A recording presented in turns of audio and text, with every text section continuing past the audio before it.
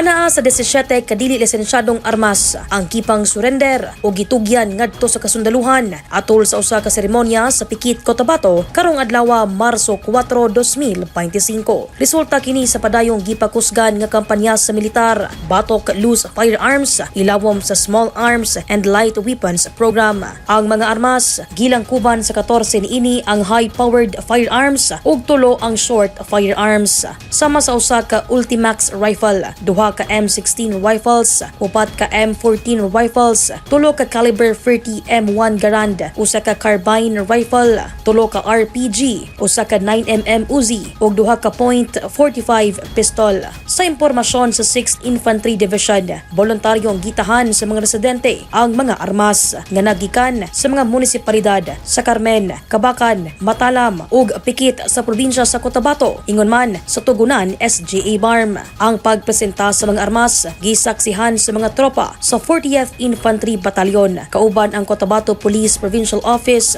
ug 602nd Infantry Brigade. Miduyog usab ang mga representante sa UPAPRO ug CCCH. Dai za Libong, Newsline Philippines, Province of Cotabato. Stay safe.